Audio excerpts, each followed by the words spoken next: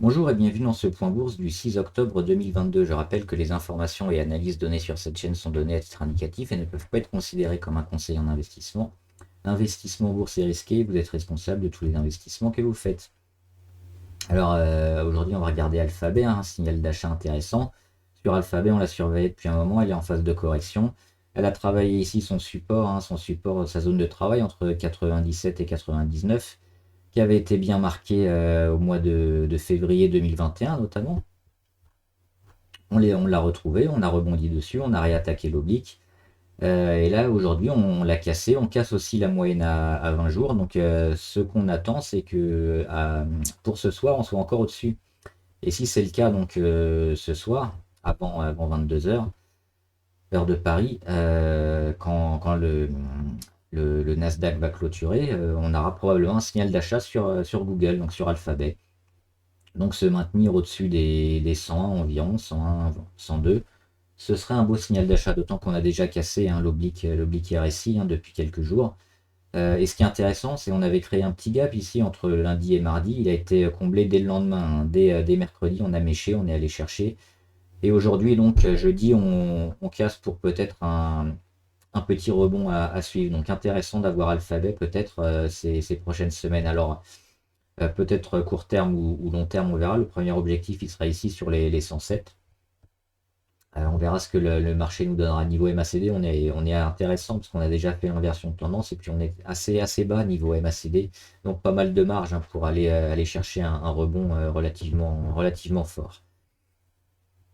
On va refaire un petit point sur les signaux précédents, notamment Biomérieux. Alors Biomérieux, on avait mis un signal d'achat la journée du 4 octobre ici.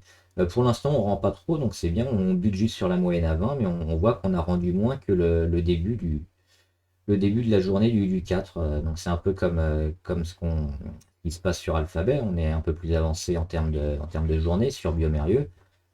Toujours favorable, donc rien à faire pour le moment. On suit, on observe. Prosus qui continue de bien fonctionner, hein. Signal d'achat, il était ici pareil le 4 octobre. Le lendemain, on a perdu un peu. Aujourd'hui, on regagne, hein. On dépasse les 2% aujourd'hui. On dépasse surtout la zone de mardi.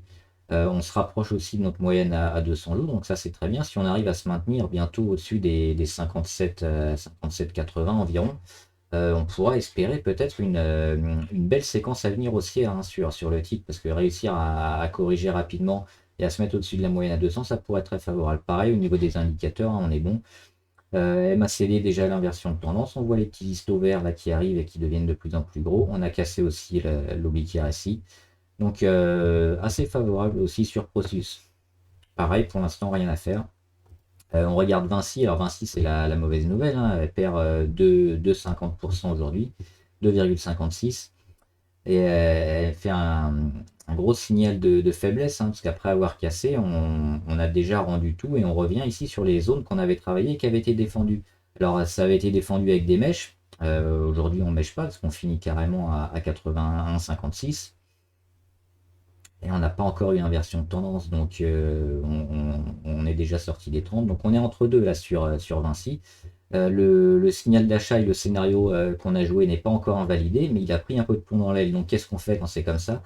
Euh, on va privilégier quand même la sauvegarde du capital, donc c'est se préparer à sortir si le scénario va être invalidé. Donc moi je mettrais ici un stop autour des 80, 80,14, 80,2 environ, hein, c'est selon, pour confirmer un peu ce qui se passe. Donc le scénario baissier, il serait de casser cette oblique-là, hein, qu'on a cassé et qu'on revient un peu travailler, ce qui veut dire que si on la casse encore à la baisse et qu'on rebaisse de 1 ou 1,5%, on arrivera dans cette zone-là et ça invalidera le scénario et le signal d'achat qu'on a joué.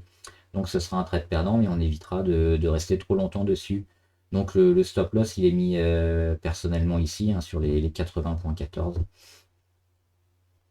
Et enfin Tesla. Tesla, c'est plutôt bien, elle continue de descendre, hein. Elle a du mal, elle perd actuellement 1% à la mi-séance. On l'avait joué ici, hein, lors de la journée du 3 octobre.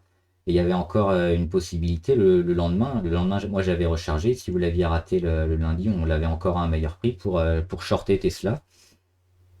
Et depuis, elle descend bien, hein. Et ce qui est intéressant, c'est qu'elle a encore du mal aujourd'hui. Elle n'arrive pas à faire un plus haut qui est encore plus bas que ces derniers jours.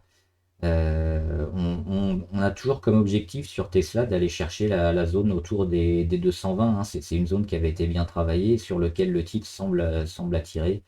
Au niveau des indicateurs, on flirte avec les 30.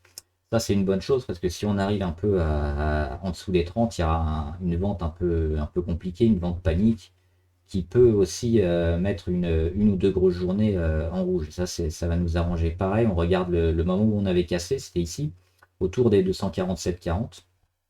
Et on l'a cassé aussi après cette belle zone, hein, notre support des 260 qui avait été cassé et qui nous prévenait d'un signal de vente. On a cassé aussi une deuxième petite zone ici en blanc qui correspond aussi à mon prix de vente sur Tesla, de vente à découvert, 247.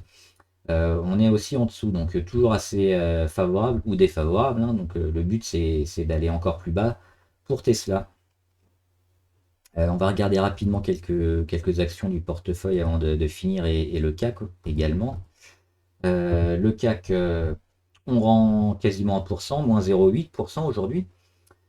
Après le gros rebond, donc petite phase de consolidation. Pour l'instant, on se maintient dans le gros chandelier, hein, le gros chandelier de plus 4,5%.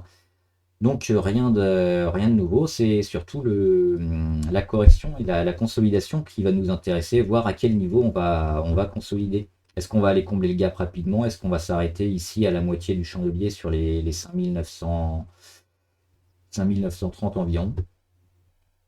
Plus on va descendre bas ou moins on va descendre, ça va nous donner une petite indication sur la force à suivre. Du CAC 40 pour l'instant, rien de neuf, toujours en zone de correction, plutôt vers les 5008.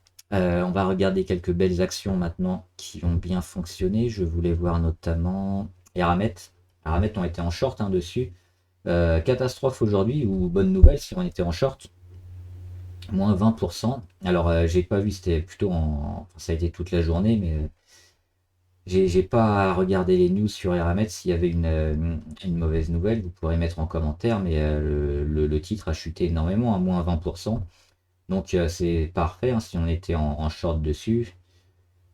Les volumes, pic de volume énorme, hein, aujourd'hui, ça a été vendu massivement. On pourrait s'attendre encore à ce qu'on ait demain une journée assez compliquée, hein, d'autant qu'on est pile sous les 30 niveau RSI. Maintenant, ce genre de gros chandelier, ça peut être acheté aussi dès le lendemain en partie, hein, tant qu'on ne dépasse pas les 75. Le titre va continuer d'être à la baisse. Donc peut-être pas se ruer sur un short d'Eramet dès demain, à l'ouverture, voir déjà comment ça va évoluer, et puis agir en conséquence. Mais là, c'est un gros signal de vente que Eramet nous a mis aujourd'hui. Et enfin, il y avait une action qui avait bien marché, c'était Quantum Genomics. Aujourd'hui, ils ont pris plus 16%. Donc c'est une biotech intéressante, hein, qui est en phase de retournement. On l'avait joué, enfin moi je l'avais joué personnellement ici, je crois, sur les 3,07. Une petite phase de correction. Et puis on a bien réagi sur la moyenne à 200 et là on repart. Les volumes énormes, hein. Plus de 600 000 titres échangés, ça fait plaisir. On s'approche de la zone de surachat avec les 70 niveau RSI. Donc peut-être la dépasser ces prochains jours. L'objectif, il est là, sur les 4,4 environ. Alors c'est un bel objectif, hein, on n'y est pas encore, on est à 3,4. Mais on va probablement surveiller pour sortir et mettre les stops, la moyenne à 50, hein, ici en jaune, qu'on voit en petit pointillé jaune. On va laisser le titre quand même sans stop pour l'instant parce qu'il est bien orienté et qu'il peut être encore assez volatile. Mais on devrait bientôt sécuriser la position. Voilà, j'espère que la vidéo vous a aidé. N'hésitez pas à mettre en commentaire toutes les valeurs que vous suivez et que vous voulez qu'on analyse. On le fera ensemble. Bon trade, à plus!